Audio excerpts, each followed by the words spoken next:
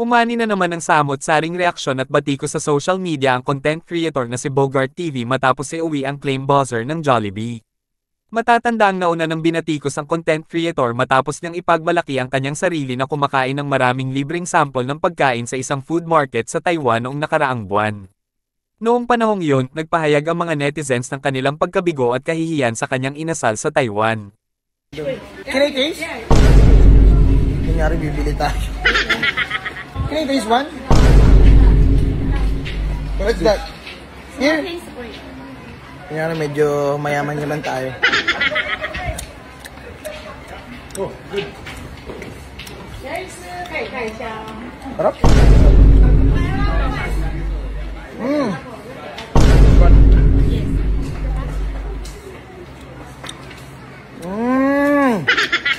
Sarap siya. Siya.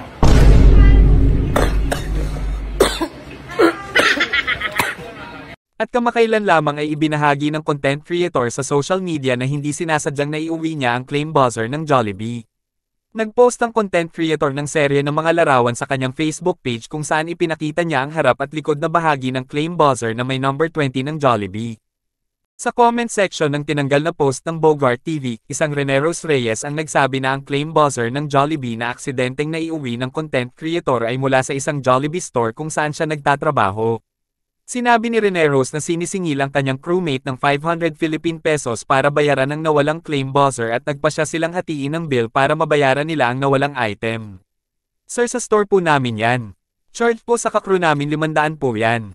Naawa din po kami sa kakrew namin kaya maghahati-hati kami para po mabayaran at mapalitan."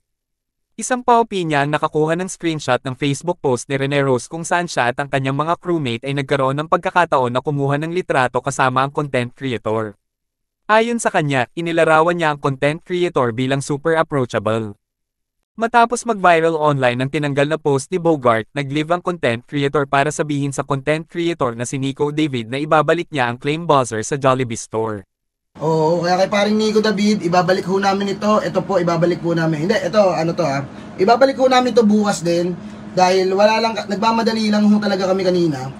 Hindi na napansin namin na nasa bulsa ko pa rin siya. Dahil hindi na, gumawa lang po kami ng katatawanan para po makuha yung atensyon nung crew at maisoli po ito.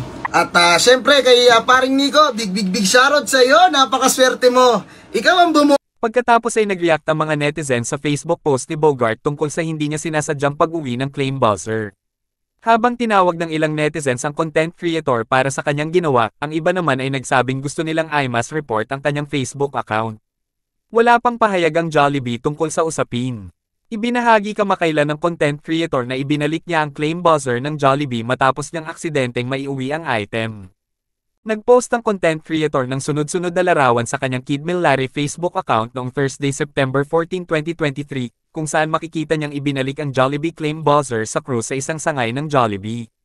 Sa caption ng kanyang post, sinabi niyang ibinalik niya ang claim buzzer na nakalimutan niyang ibigay sa nag-ayos ng kanyang order. Humingi pa siya ng paumanhin sa mga nagalit sa kanyang post sa kanyang Facebook page. Ipinaliwanag din ng content creator na wala siyang balak na iuwi ang nasabing item dahil nakalimutan lang niyang ibalik. Ayon sa kanya, inakala lang ng ibang tao na ninakaw niya ang item. "Maski po sila ate na crew alam din ang totoong nangyari kung bakit po namin nakaligtaan," he said. "Medyo hindi lang po talaga siguro tayong lahat nagkaunawaan kaya akala po ng iba ay hindi namin nakilala." Tinapos ng Bogart TV ang kanyang social media post sa pamamagitan ng paghingi ng paumanhin sa mga naapektuhan ng tinanggal na niyang post.